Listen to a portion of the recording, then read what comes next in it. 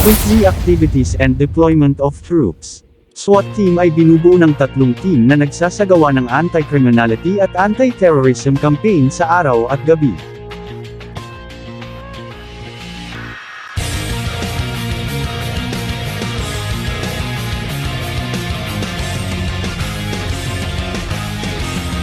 Explosive Ordnance Disposal K9 3 tauhan na nagsasagawa ng paneling sa mahahalagang instalasyon sa loob ng SPD upang matiyak ang kaligtasan ng publiko laban sa mga posibleng insidente na nauugnay sa bomba. RCSP ang Mobile Force Battalion ay may 3 grupo ng Retooled Community Support Program. Ang unang grupo ay nakatalaga sa Northern Police District, at ang 2 grupo ay nasa Southern Police District na ang pangunahing layunin ay i-target ang mga nasa mahihirap na lugar para palawigan ang programa ng ating gobyerno. Battalion Community Affairs Section BCAS Activities 7 BCAS personnel ang nagsagawa ng barangay visitations, distribution of flyers,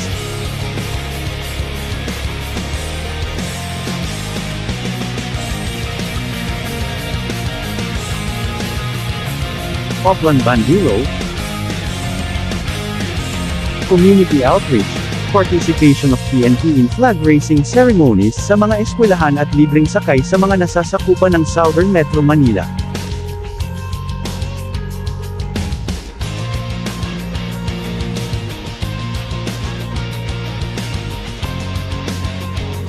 SPD Oplan Entertainment City. Tactical Motorcycle Riders TMRU ay binubuo ng 2 grupo na ang bawat nagsasagawa ng patrolling, anti-criminality sa mga lugar na sakop ng Southern Metro Manila.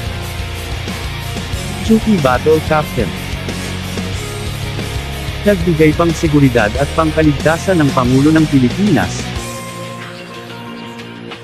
Intensified Checkpoint Operation 20 mga tauhan ay nakadetailed ay nagsasagawa ng checkpoint operation bilang bahagi ng Intensified Anti-Criminality Campaign kaugnay ng SAFE NCRPO program.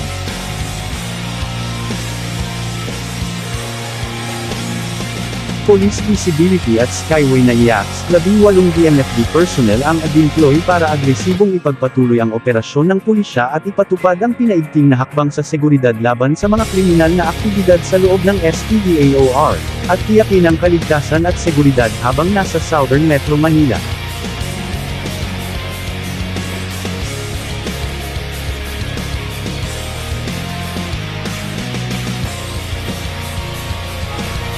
DSWD Food Repack ang 3 DMFD personnel ang tumulong sa paggawa at paglipak ng mga food packs ng pamilya para sa paghahanda sa sakuna.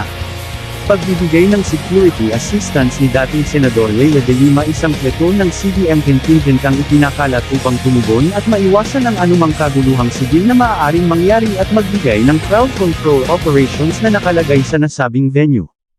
AFP Officers Village Association, Incorporation ng mga tauhan ng DMFD ay ipinakalat upang magbigay ng tulong sa pulisya sa pagsasagawa ng kanilang relocation survey sa mga lote ng AFPDO ay legal owners na inookupahan ng informal settlers. 52nd Southeast Asian Ministers of Education Organization, SEAMEO, Council Conference 3 IED ang nagsagawa ng paneling operation bilang bahagi ng Intensified Anti-Criminality Campaign kaugnay ng SAFE NCRPO program. Kapistahan ng Santa Marta sa Pateros Metro Manila, 16 na tauhan ng DMFD ang nakadetailed bilang area security at crowd control sa kapistahan ng Santa Marta sa munisipyo ng Pateros. Ang Tactical Drone Operator, isang drone operator ay itinatalag upang makaroon ng malawakang pagkuha ng imahe mula sa himpapawid ng mga mahalagang aktibidad o kaganapan sa loob ng SPDAOR. Iglesia ni Cristo, 50 DMFD personnel ang dumalo sa fellowship.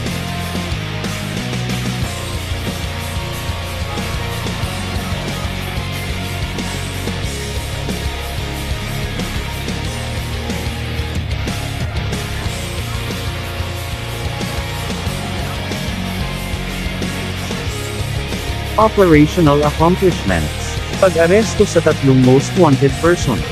Ang pag-aresto kay John Ladigao dahil sa paglabag sa RA 10591.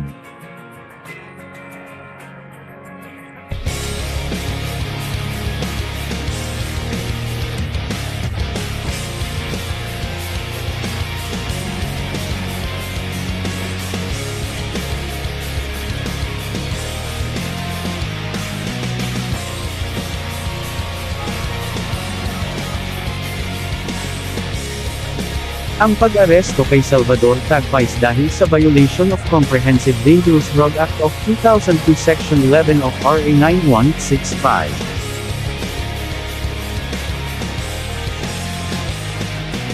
Arestado si Orlando Elias dahil sa violation of robbery, RPC Article 299.